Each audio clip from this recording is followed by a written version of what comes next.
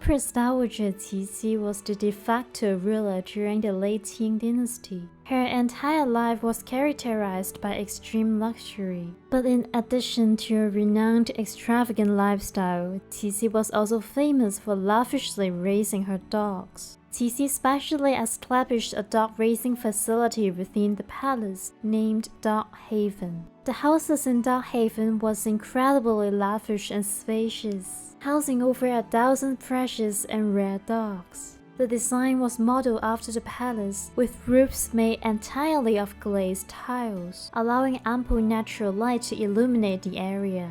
The courtyard was spacious, giving it a unique and grand atmosphere. The dog haven could be described as a mini palace. All the dogs resided in this beautiful place and slept on silk cushions. Most of the dogs came from prestigious lineages and had beautiful coats. They were lively and agile, captivating the heart of those around them. Empress Dowager Cixi once kept 1,000 dogs in the back gardens of the Forbidden City, most of which were Pekingese dogs, known as imperial dogs. The Pekingese is a native Chinese breed, also known as the Peking Palace dog. It was cultivated in China approximately 400 years ago and was later introduced to Europe, becoming a popular breed at the time. Cixi especially adored these Pekingese dogs. They were meticulously bred, achieving a high level of purity. The spots on their fur were symmetrical. Their long, smooth coat were exceptionally beautiful. Moreover, they were very intelligent. The dogs were attended to by dedicated eunuchs. They were taken outdoor for exercise every day and given regular baths. As the eunuchs were appointed to manage the dog by imperial decree, they never dared to scold or mistreat the dogs. Instead, they diligently and attentively served them with utmost care. Empress Dowager Cixi gave each dog a name, such as Black Jade, Little Dragon, and Snowball, to make people think that she had a refined taste and culture.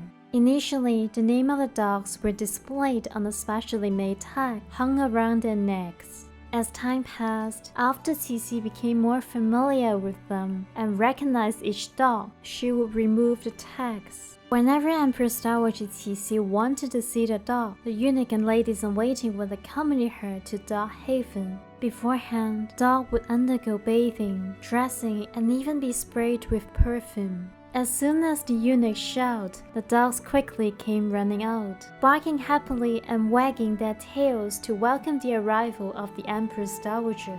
Not only did Cixi love dogs, but she also understood how to shape the dog into her preferred appearance. She thought they looked more appealing with upturned mouth and nose. To achieve this effect, she instructed the eunuch to tie a piece of meat to a stick and then entice the dog by holding the stick high. The dog would try to reach the meat, continuously licking and pushing upwards with their mouth. Over time, their mouth would widen and the noses would turn up, as desired by Cixi. In order to make their tails curl upward, Cixi arranged the eunuch trim the end of the tails when the puppies were born. To make the dog's ears drop, the tips of both ears were glued to a small stone or a few coins for about half a month or 20 days before being removed. In Deling's memoir, she records that Cixi personally advised her it should not be given too much water. If it drinks too much, its body would become too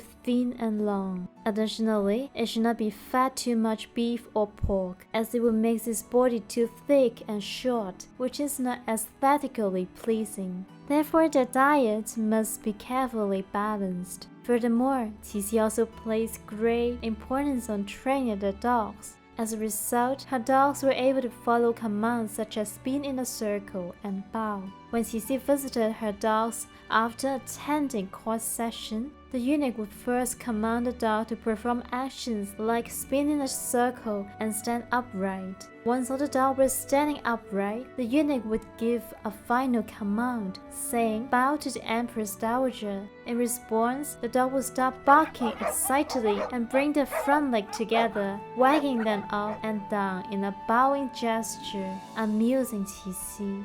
Undoubtedly, the accessories for the dog were extremely luxurious.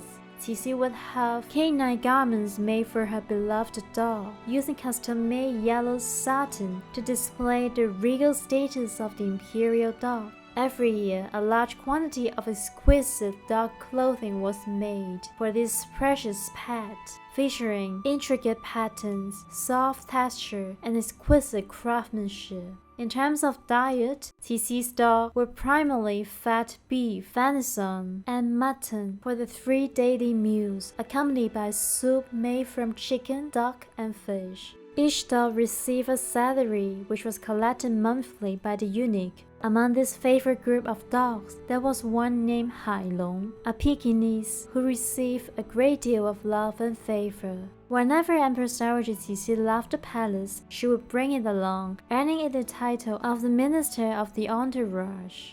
Hailong was a pure-blood Beijing dog with a deep brown coat and silver long fur on his neck and head. Its vest was made of red tribute satin with the softest leather lining. It wore 3 gold bells on its neck. Its niche was adorned by numerous small bells that jangled as it moved. Its meals consist of chopped liver mixed with meat juice and freshly cooked white rice. The meals were prepared by the chef in the imperial kitchen and entrusted to a dedicated eunuch in charge of the dog. When Cixi traveled with her dogs, they received special treatment. In a particular year, she went to pay homage to an ancestor. On the dedicated train, known as Cixi's special train, Hailong was accommodated in a luxurious room labeled Little Court, signifying its status as a first-class and important traveler, second only to the Empress Dowager Cixi.